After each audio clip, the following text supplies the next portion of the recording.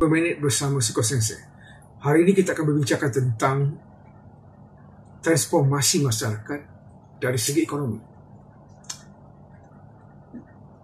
Perkara penting yang berlaku apabila British meletakkan kuasanya di Tanah Melayu, Sabah dan Sarawak, maka bermulalah perubahan dari segi sistem ekonomi sehari diri kepada ekonomi komersial.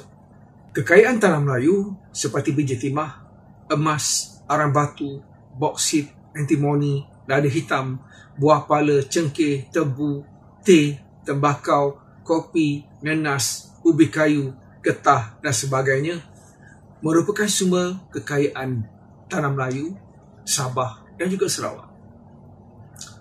Kekayaan ini memberi peluang kepada British untuk mengeksploitasinya dan mengkomersialkannya yang memberi keuntungan kepada British. Getah adalah salah satu ekspor Tanah Melayu yang penting. Penanaman getah telah membawa kemasukan orang dagang dari India untuk bekerja di ladang-ladang yang dibuka oleh syarikat-syarikat Eropah seperti Sime Darby, Guthrie dan sebagainya. Ini adalah akibat daripada permintaan yang tinggi terhadap getah akibat daripada perkembangan revolusi industri yang begitu pesat di England dan Eropah khususnya.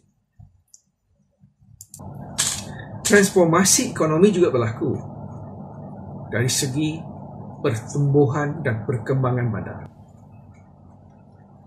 Banyak bandar-bandar baru muncul hasil daripada perkembangan kegiatan biji timah khususnya seperti Kuala Lumpur, Seremban, Ipoh, Kuala Kangsar dan beberapa tempat yang lain. Perkembangan ini berpunca daripada kemajuan ekonomi yang dicapai hasil daripada pertambahan penduduk, khususnya kemasukan orang dagang dari China dan juga bangsa-bangsa Eropah yang lain yang melabur di negeri-negeri tersebut.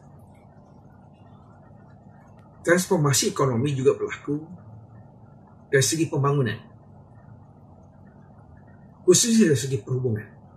Dalam sistem perhubungan dan komunikasi misalnya, berlaku perkembangan pesat sistem telegraf, sistem mail, telefon dan juga radio. Ini membolehkan komunikasi berlaku di antara negeri-negeri di dalam Tanah Melayu dan juga dengan negara-negara Eropah. Selain daripada itu, kemudahan asas yang lain seperti air dan elektrik juga berkembang, khususnya di Kuala Lumpur, di Pulau Pinang, Ipoh dan beberapa bandar besar yang lain. Air dan elektrik ini adalah sumber penting untuk perkembangan industri dan juga memudahkan kegiatan perhubungan dan pengangkutan. Antara empangan hidroelektrik cenderung misalnya adalah antara empangan hidroelektrik yang pertama di Perak, akibat daripada kemajuan dan perkembangan ekonomi.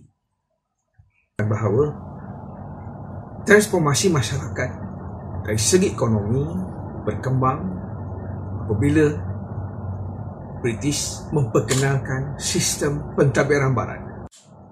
Dapat kita simpulkan, pengenalan sistem pentadbiran barat ini adalah melalui undang-undang atau common law British. Dengan adanya undang-undang ini, boleh mengekalkan keamanan dan kestabilan negeri-negeri Melayu yang sebelum ini bergolak, khususnya di kawasan-kawasan yang kaya dengan biji timah seperti di Perak, Selangor dan Sungai Ujong. Kejayaan British mewujudkan keamanan dan kestabilan ini memudahkan British untuk mengeksploitasi ekonomi Tanah Melayu. Kebaikan mereka menguasai ekonomi Tanah Melayu ini telah memberi kesan besar dari segi perkembangan ekonomi yang lain. Pertama, perkembangan dari segi kegiatan ekonomi sebelum ini bersifat sendiri kepada ekonomi komersial, khususnya dalam kegiatan perladangan getah dan penumbuhan biji timah. Telah menyumbang kepada perkembangan aktiviti perniagaan dan perdagangan yang lain, khususnya di kawasan bandar, dan juga membawa kepada kepelbagaian kegiatan ekonomi Maka pada waktu itu telah wujudnya industri-industri awal seperti industri memproses, mengilang dan melebur. Transformasi ekonomi juga berlaku telah mengakibatkan kemajuan dari segi kegiatan pengangkutan, sistem pengangkutan darat terutamanya.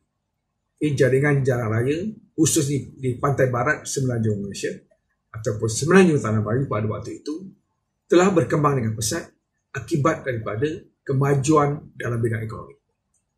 British telah memajukan terutamanya kawasan di pantai barat.